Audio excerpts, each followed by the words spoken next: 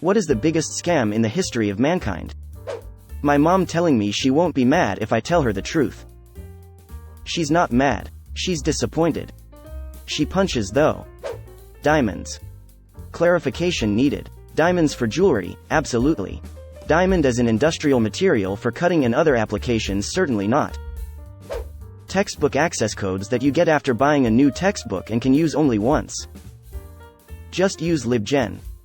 Some texts come with codes that you have to do your online homework.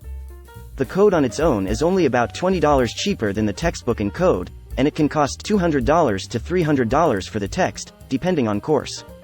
Online homework is a thing for many first-year courses, which I find okay in and of itself, because it's high-quality questions, but it's the paying for the privilege of doing your homework on top of course tuition fees that's the real scam. It's offensive, actually. Health insurance $20,000 per year for something I hope I don't have to use. But if I do use it, another $3,000. But if I do use it, another $3,000 WTF? What's the point of having insurance if you have to pay anyway? Americans pay more for health coverage than anywhere else in the world and don't even have universal health care. It all goes to middleman administrators and insurance companies so people make big bonuses. This is the American way. Religion. Religion has actually convinced people that there's an invisible man living in the sky who watches everything you do, every minute of every day. And the invisible man has a special list of 10 things he does not want you to do. And if you do any of these 10 things, he has a special place, full of fire and smoke and burning and torture and anguish, where he will send you to live and suffer and burn and choke and scream and cry forever and ever, till the end of time. But he loves you. He loves you, and he needs money. He always needs money. He's all powerful, all perfect, all knowing, and all wise, somehow just can't handle money. George Carlin. Never seen this quote before, however, as an atheist myself, this is exactly how I see and would detail Christianity and all off the church aspect. It is just an old business that worked great back then, that somehow is still working on modern days. The ads that claims to be interact-able, but when your finger barely touches the screen it takes you to App Store. They have upped their game now. They are intractable up to a point, then they stop and redirect you to the App Store. Printer ink. Epson printers are pricey, but you refill the ink into reservoirs from little bottles you buy. Half a $20 bottle of the black ink has lasted me 1,500 plus pages. Telling me to figure out my own taxes. Then, they tell me I did it wrong. If you know how much I owe, just tell me and I'll pay it! Exclamation mark. I fucked up my taxes so severely this year that the IRS sent me a letter telling me I fucked up and gave them way too much, so they were sending me a check back with my money and the money that they apparently owed me. That's nice of them. Reddit awards. It's not really a scam, nothing about it is not as advertised. If you decide to spend money so you can put a little emoji next to someone else's post, you didn't get scammed, you just spent your money poorly. Enjoy the little emoji that somebody gave you, lol. Religion, especially the televangelists. They absolutely rob people through cons about eternal life. And big, non-denominational churches. Like Joel Osteen's church in Houston. Didn't let Hurricane Harvey victims inside his megachurch and people still like him. Some religious people are so blind. 40 hours work week. At this point, yes, for most. Truthfully, some careers require far more. Most require almost none. Of note, Labor Day literally celebrates getting to the 8 by 5 hour rules. It used to be you were paid by day and they were going to get 25 hours out of it. And I believe we have Henry Ford, of all people, to thank for popularizing the 40-hour workweek so people would have more free time to travel, and hence want a car. Yes folks, we work down to a 40-hour workweek. Henry Ford didn't come up with the 40-hour-a-week workweek, he was caving into union demands. It wasn't his idea. Trickle-down economics. In the 19th century it was more appropriately known as horse and sparrow theory. Basically, the sparrow could find its food in the well-fed horse's shit. This particular brand of horse shit has been around for a very long time, yet people fall for it over and over again. I just want to have a look, in reference to my dad, when he finds out you have a wiggly tooth. Next thing you know he's ripped it out. I'm just gonna floss them, my mom tying floss around my 2 front bottom teeth that had became really loose and she proceeded to rip them out. Didn't hurt. But still a dick move.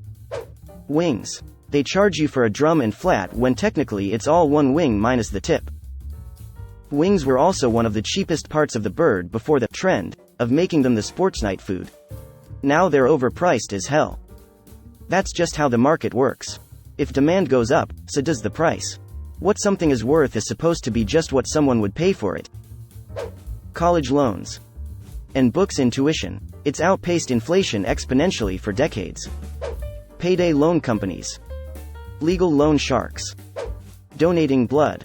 Give it away for free to be sold to a hospital that then bills the patient thousands for it. I'm guessing USA? I've never seen a patient be charged for blood where I live. Publishers Clearinghouse. My grandma had an index card next to her door that had a script for what to say when PCH came to the door. Supposedly if you read the script you got an extra bonus prize or more money or something. Her computer was just full of spam from all the companies they sold her data to. It was really sad and annoying the way they target older, more gullible people. Scientology. L. Ron Hubbard is quite a fascinating man to learn about. Terrible, terrible man. He began lying at a young age and then never stopped afterwards.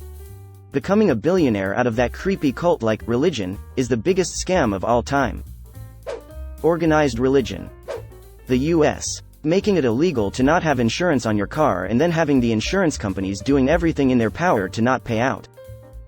I worked for an auto insurance company for a time and I will say, my company was pretty honest. I'm an honest guy and I never did anything that made me feel slimy. State governments regulate insurance heavily and have cabinet-level departments responsible for overseeing these companies. If I did something as an individual adjuster that was unethical or illegal, they could yank my adjuster's license, levy fines, or press charges. If a company is slimy enough, they can also revoke their ability to do business in the state. I'm not going to risk my career, pension, health insurance, etc., for a $5,000 claim at a company that pays out billions per year. There is no motivation for me as an individual employee to do so. I think there are a lot of factors that make it seem like auto insurance companies are screwing people over. 1. Most people do not understand how insurance works or what their coverage actually does. I didn't really understand it until I spent 6 months in training, learning policies backward and forward. I had a number of times where insureds were upset with me because we wouldn't pay to repair their car when they only had liability coverage on their policy. Or people who submitted claims after repairs were already done, when for the company to pay out, we needed to see the damage first. 2. People's memories are, in fact, atrocious,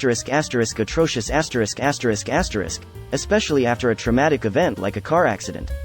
As part of our training, we were shown the statements by both parties involved in an accident and each made a determination of who we thought was liable for the accident.